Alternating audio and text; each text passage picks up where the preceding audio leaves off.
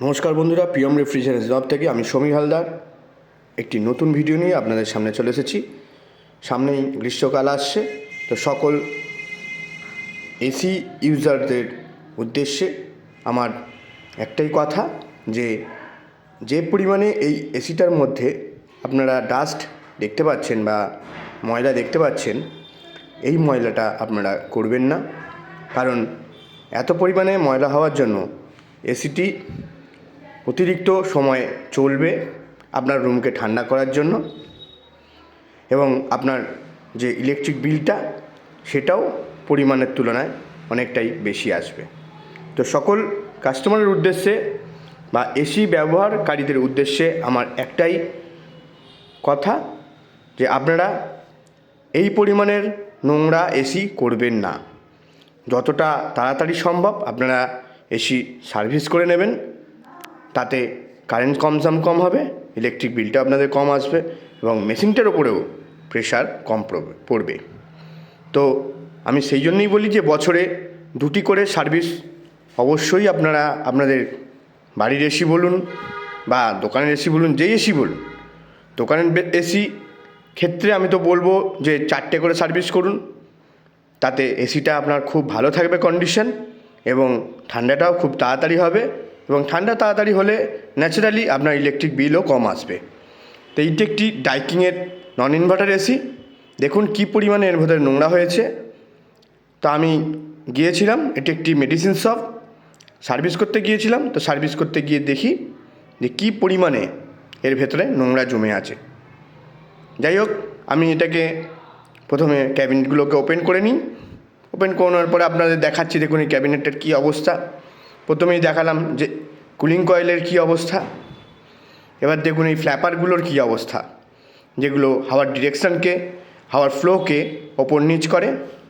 দেখুন ড্রেন ট্রেটার অবস্থা দেখুন একবার, কী পরিমাণে ড্রেনটাতে নোংরা জমে একদম স্ল্যাগ জমে গেছে।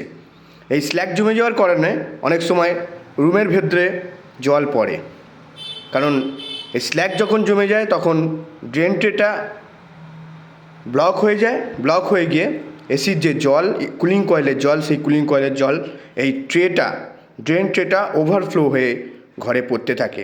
তখন বিভৎস খারাপ অবস্থা হয়, কাস্টমারের বিরক্ত হয় কাস্টমাররা। তো আমি চাইবো যে কোনো কাস্টমারের যাতে অসুবিধা না হয় এসি চালানোর জন্য, সকলকে একটু টাইম টু টাইম এসিটা সার্ভিস করে নেওয়ার জন্য। টাইম টু টাইম যদি সার্ভিস করে নেন, দেখুন এবার জলটা কীভাবে আস্তে আস্তে এগিয়ে যাচ্ছে বাইরের ড্রেন পাইপের দিকে। দেখুন ওই দেখুন কীরকমভাবে স্ল্যাগগুলো আমি পরিষ্কার করে ফেলছি বালতির মধ্যে। আর দেখুন কুলিং কয়েলটা দেখুন একদম ব্লক হয়ে গেছে, মানে হাওয়া সাক করতে না পারলে হাওয়া থ্রোও করতে পারবে না। যার কারণেই আমি বলছি যে টাইম টু টাইম যদি আপনি সার্ভিসটা করে নেন, এই সমস্ত প্রবলেমগুলো, পারিপার্শ্বিক প্রবলেমগুলো আপনারা ফেস করবেন না। যদি টাইম টু টাইম সার্ভিস না করেন তখন এগুলো ফেস করতে হবে। তো আমি অবশ্যই সকলকে বারবার করে রিকোয়েস্ট করব যাতে আপনার বাড়ির এসি বছরে 2বার করে সার্ভিস করে নেন, এবং যদি কোনো শপ এসি হয়, শপের এসি হয়, আপনার দোকানের এসি হয়, তখন বছরে 4টি করে সার্ভিস করে নিন। আউটডোরটার অবস্থা দেখতে পাচ্ছেন, চেনাই যাচ্ছে না। আমি তো একবার জাস্ট জেট পাম্পটা মেরে দেখিয়ে দিচ্ছি। আমি জেট পাম্প যে পজিশনে মানে ইউজ করেছি, সেই পজিশনটা দেখুন ব্লু, আর বাদ বাকি পজিশন দেখুন ডাস্টে একদম পুরো ব্লক হয়ে গেছে। এতে করে কনডেন্সার কয়েল গরম হবে এবং এসিটা বারে বারে ট্রিপ করবে। কারণ কনডেন্সার কয়েল কিন্তু এমনিতেই গরম হয়, কনডেন্সার কয়েল গরম হয় বলেই আমরা ভেতরে ঠান্ডাটা পাই। তো কনডেন্সার কয়েল এই দেখুন ওপরের অংশটা দেখুন ব্লু, নিচের অংশ থেকে পুরো ব্লক। ওই জায়গাটা আমি যা জেট পাম্পটা ইউজ করেছি আপনাদেরকে ঠিকঠাক করে বোঝানোর জন্য ডিফারেন্সটা, যে পরিষ্কার থাকলে কনডেন্সার কয়েলটা কী রকমের দেখতে হয়, আর যখন ডাস্ট থাকে সেটার চেহারাটা কীরকম থাকে।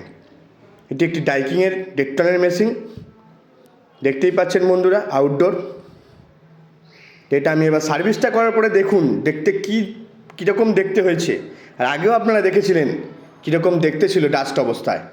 তা আমার সার্ভিস এইভাবে আমি পরিষ্কার করে থাকি। যদি আমার থেকে সার্ভিসটা আপনারা করান আমাকে কমেন্টে অবশ্যই জানাবেন। আমাকে ফোনও করতে পারেন 8697645974, এই নাম্বারে ফোন করে আমাকে বুক করতে পারেন। আমি গিয়ে আপনার এসিটা পরিষ্কার ক্লিন করে দিয়ে আসবো। দেখুন কী পরিমাণে নোংরা জল বেরিয়েছে। বালতিতে, বুঝতেই পারছেন। দেখুন এই জলটা আমি ইউজ করছি জেট পাম্পের থ্রু থেকে, আর কি জল ওখান থেকে বেরিয়ে আসছে তো দেখুন।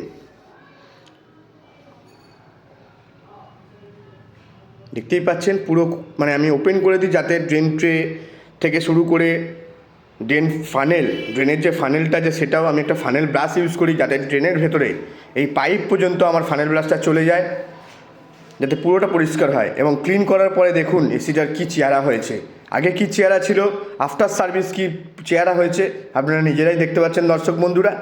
আমি চাইবো সকল এসি ইউজাররা এরকমভাবে পরিষ্কার পরিচ্ছন্ন রাখুন এসিকে, যাতে